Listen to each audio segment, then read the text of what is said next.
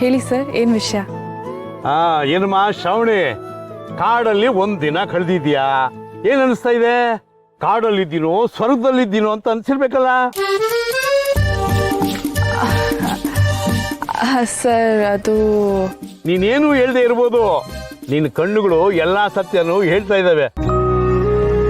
ಆವತ್ತು ನೀವಿಬ್ರು ಗಂಡ ಹೆಂಡತಿ ಅಂತ ಹೇಳಿ ನನ್ನನ್ನ ಯಾಮಾರಿಸಿದ್ರಿ. ಮನೆಯವರು, ಅಟ್ಯಾಕು, ರೌಡಿಗಳು, ಅದು ಇದು ಅಂತ ಎಷ್ಟೋ ಕಥೆಗಳು. ಆದ್ರೆ ನೀವಿಬ್ರು ಗಂಡ ಹೆಂಡತಿ ಅಲ್ಲ ಅನ್ನೋದು ನನ್ಗೆ ಅವತ್ತೇ ಗೊತ್ತಿತ್ತು. ಅದೇ ತರ ಮುಂದೊಂದ್ ದಿನ ನೀವಿಬ್ರು ಗಂಡ ಹೆಂಡತಿ ಆಗ್ತೀರ ಅನ್ನೋದು ಗೊತ್ತಿತ್ತು. ನಿಮ್ಗೆ ಹೇಗೆ ಸರ್ ಅದೆಲ್ಲ ಗೊತ್ತಾಯ್ತು? ಆಗ್ಲೇ ಹೇಳ್ದಲ್ಲಮ್ಮ, ನಿನ್ನ ಕಣ್ಣುಗಳು ನೋಡ್ತಾ ಇದ್ರೆ ಹೇಳ್ಬೋದು ನೀನು ಅವನನ್ನ ಎಷ್ಟು ಪ್ರೀತಿಸ್ತೀಯ ಅಂತ. ಅದ್ ಸರಿ, ನಿನ್ ಕತೆ ಏನು? ಈ ಪ್ರೀತಿ ನಿಮ್ಮಿಬ್ಬರ ಮಧ್ಯೆನೇ ಇದೆಯೋ, ಇಲ್ಲ ನಿನ್ನ ಕಣ್ಣಲ್ಲಿ ಹುಟ್ಟಿರೋ ಪ್ರೀತಿ ಕಣ್ಣೊಳಗಡೆನೆ ಕರಗೋಗ್ತಾ ಇದೆಯೋ? ಅಯ್ಯೋ, ಅದೊಂದು ದೊಡ್ಡ ಕಥೆನೇ ಇದೆ ಸರ್.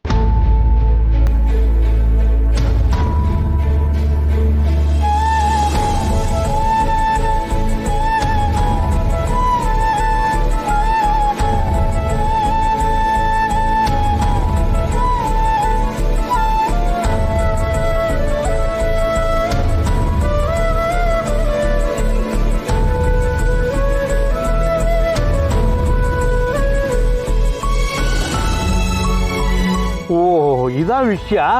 ನಿನಗೆ ಅಪ್ಪ ಅಮ್ಮನ ಪ್ರೀತಿ ಸಿಗ್ಲಿಲ್ಲ, ಆ ಎಲ್ಲಾ ಪ್ರೀತಿನ ಇವನು ಕೊಟ್ಟ ಅಂತ ಅವನ ಮೇಲೆ ಪ್ರೀತಿ ಆಗಿರೋದ್ರಲ್ಲಿ ಯಾವುದೇ ಆಶ್ಚರ್ಯ ಇಲ್ಲ.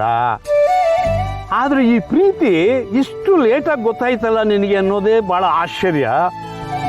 ಆದ್ರೆ ನಾನು ನಿನ್ಗೊಂದು ಮಾತು ಹೇಳ್ಬೇಕಮ್ಮ, ನೀನು ದೊಡ್ಡ ಮನೆ ಹುಡುಗಿ, ಆ ಹುಡುಗನೋ ಈಗ ತಾನೇ ಬದುಕು ಕಟ್ಕೊಳ್ತಾ ಇರೋ ಬಡವ್ರ ಮನೆ ಹುಡುಗ. ನಿಮ್ಮಪ್ಪ ಮಿನಿಸ್ಟ್ರು ಬೇರೆ ಅಂತ ಇದೆಯಾ? ನಿಮ್ಮ ಪ್ರೀತಿ ಮಧ್ಯೆ ಸಮಸ್ಯೆ ಏನಾದ್ರೂ ಆದ್ರೆ ಆ ಹುಡುಗನಿಗೆ ಆಗೋದು. ಈ ಪ್ರೀತಿ ನಿಮ್ಮನ್ನ ಎಲ್ಲಿಂದ ಎಲ್ಲಿ ಕರ್ಕೊಂಡು ಹೋಗುತ್ತೋ ಗೊತ್ತಿಲ್ಲ. ಆ ಹುಡುಗ ತುಂಬಾ ಒಳ್ಳೆಯವನು, ತುಂಬಾ ಮುಗ್ಧನ್ ತರ ಕಾಣ್ತಾನೆ. ಯಾವುದೇ ಕಾರಣಕ್ಕೂ ಈ ನಿನ್ನ ಪ್ರೀತಿ ಆ ಹುಡುಗನ ಜೀವನದಲ್ಲಿ ಮುಳುವಾಗಬಾರ್ದು. ಇಲ್ಲ ಸರ್, ಹಾಗಾಗಕ್ಕೆ ನಾನು ಬಿಡಲ್ಲ. ಅದು ಎಂಥ ಪರಿಸ್ಥಿತಿ ಬಂದರೂ ನನ್ನ ಜೀವ ಕೊಟ್ಟಾದರೂ ನಾನು ಅವನನ್ನು ಕಾಪಾಡ್ಕೋತೀನಿ.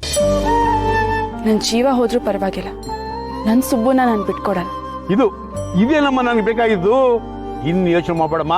3-6 ಆಗ್ಲಿ 6-3 ಆಗ್ಲಿ, ನಿಮ್ಮಿಬ್ಬರ ಪ್ರೀತಿಗೆ ಈ ಅಂತರಂಗ ಬೆಂಬಲವಾಗಿ ಇದ್ದೇ ಇರ್ತಾನೆ. ನಾನು ಹೇಳಿದ್ನಲ್ಲ, ನಮ್ಮ ಗಂಗಾ ಹಾಲಿನ ಅನ್ನಂತ ಅವನು ಯಾವ್ದಾದ್ರು ಕೆಲ್ಸಕ್ಕೆ ಕೈ ಹಾಕ್ದ ಅಂದ್ರೆ ಎಂಜಿನ್ ಸ್ಟಾರ್ಟ್ ಆಯ್ತು ಅಂತಾನೆ ಅರ್ಥ. ಹಾಗಾದ್ರೆ ನಾವ್ ಇವಾಗ ಆರಾಮಾಗಿ ಹೊಡ್ಬೋದಾ? ಹೊಡ್ಬೋದು ಮೇಡಮ್. ತಗೋಪ್ಪ ಸುಬ್ರಹ್ಮಣಿ, ಇದು ನನ್ನ ಕಾರ್ಡು. ಯಾವುದೇ ಸಂದರ್ಭ ಇರ್ಲಿ, ಎಲ್ಲೇ ಇರ್ಲಿ, ಯಾವುದೇ ಪ್ರಾಬ್ಲಮ್ ಇದ್ರೂ ಸಹಿತ ನನ್ನ ನೆನ್ಪಿಟ್ಕೋ. ಸರಿ sir, thank you so much. ಇಬ್ಬರಿಂದಾನು ತುಂಬಾ ಉಪಕಾರ ಆಯ್ತು. ಏನ್ಮಾ ಶ್ರಾವಣಿ, ನಾನು ಹೇಳಿದ್ದೆಲ್ಲ ನೆನ್ಪಿದೆ ತಾನೆ? ಆಯ್ತು, ಹೊರಡ್ ಬನ್ನಿ. ಮೇಡಮ್ ಹೊರಡೋಣ? ನಡಿಸು. ನಡೆಯೋದಾ? ಇನ್ಮೇಲೆ ನಡೆಯೋದೆಲ್ಲ ಇಲ್ಲ ಮೇಡಮ್, ಕಾರಲ್ಲಿ ಹೋಗೋಣ. ಆದ್ರೂ ಈ ಕಾಡು ನಮಗೆ ಒಂದಿನ ಆಶ್ರಯ ಕೊಟ್ಟಿದೆ. ಇದನ್ನ ಬಿಟ್ಟು ಹೋಗ್ತಿದ್ದೀನಿ ಅಂತ ಒಂದ್ ಸ್ವಲ್ಪ ಬೇಜಾರಾಗ್ತಿದೆ. ಹಾಗಂತ ಇಲ್ಲೇ ಇರಕ್ಕೂ ಆಗಲ್ಲ. ಆದ್ರೂ ಈ ಪ್ರಕೃತಿನ ಒಂದ್ ಸ್ವಲ್ಪ ಮಿಸ್ ಮಾಡ್ಕೊಳ್ತೀನಿ ನಾನು. ಸಾಲಿಗ್ರಾಮದಿಂದ ಬರುವಾಗ ನನ್ನ ಕೈ ಮೇಲೆ ಕೈ ಇಟ್ಟು ನಿಮ್ಮ ಅಜ್ಜಿ ಭಾಷೆ ತಗೊಂಡಿದ್ರು, ನಿನ್ನ ಕ್ಷೇಮವಾಗಿ ನೋಡ್ಕೋಬೇಕು ಅಂತ.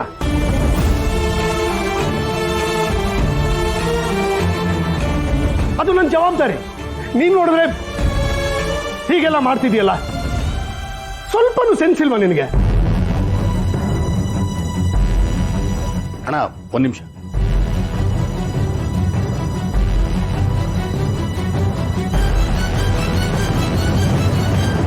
ಇಲ್ಲಿ ನೋಡು, ಇನ್ಸ್ಪೆಕ್ಟರ್ ಕಳಿಸಿರೋ CCTV ಫುಟೇಜ್.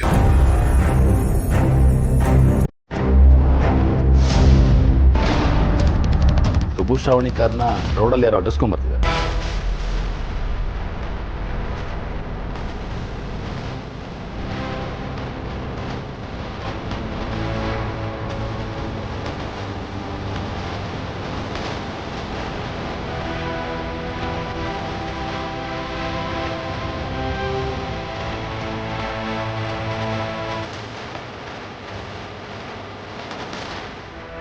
ಸುಬ್ಬು, ನಿನಗಾದ್ರೂ ಬುದ್ಧಿ ಬೇಡವಲ್ಲ, ಹೀಗಾಗಿದೆ ಅಂತ ಹೇಳೋದಲ್ವಾ?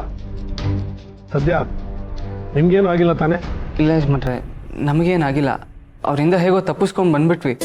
ಅವರೆಲ್ಲ ಯಾರೋ ದರೋಡೆಕೋರು ಅನ್ಸುತ್ತೆ, ನಮ್ಮ ಹತ್ರ ಇರೋದನ್ನೆಲ್ಲ ಕಿತ್ಕೊಳಕ್ ಬಂದಿದ್ರು. ಅವರಿಂದ ತಪ್ಪಿಸ್ಕೊಳಕ್ ಹೋಗಿ ನಾವು ದಾರಿ ತಪ್ಪಿಟ್ವಿ.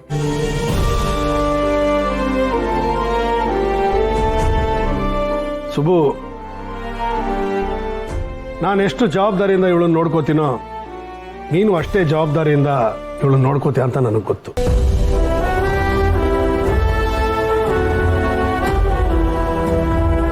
ನಾನೇ ಟೆನ್ಷನಲ್ಲಿ ಏನೋ ಮಾತಾಡ್ಬಿಟ್ಟೆ, ಅದಕ್ಕೆ ಹೇಳೋದು.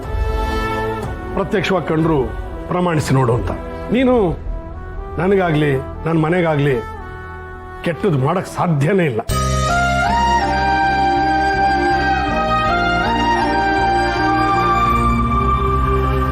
ಸಾರಿ ಸುಬ್ಬು. ಯಜಮಾನ್ರೆ, ಸಾರಿ ಎಲ್ಲ ಕೇಳ್ಬಿಡಿ. ಇದಕ್ಕೆ ಯಾಕೆ ಸಾರಿ ಕೇಳ್ತೀರಾ? ನಿಮ್ಮ ಜಾಗದಲ್ಲಿ ಯಾರೇ ಇದ್ದಿದ್ರು ಹೀಗೆ ಹೇಳ್ತಾ ಇದ್ರು. ದಯವಿಟ್ಟು ಸಾರಿ ಎಲ್ಲ ಕೇಳ್ಬೇಡಿ. ಇಲ್ಲ ಸುಬ್ಬು, ನಿನ್ಗಾದ ಹಾಗೆ ಬೇರೆ ಯಾರಿಗೂ ಆಗಬಾರ್ದು. ಸುರೇಂದ್ರ, ಹೈವೇನಲ್ಲಿ ಪೆಟ್ರೋಲಿಂಗ್ ಜಾಸ್ತಿ ಮಾಡಕ್ಕೆ ಹೇಳು. ಹಾಗೆ CCTVನಲ್ಲಿ ರೆಕಾರ್ಡ್ ಆಗಿದೆಯಲ್ಲ ಆ ವೆಹಿಕಲ್ಲು, ಅದೆಲ್ಲೇ ಕಂಡ್ರು ಸೀಸ್ ಮಾಡಕ್ಕೆ ಹೇಳು. ಯಾರ್ದು ಅಂತ ನಾನು ತಿಳ್ಕೋಬೇಕು.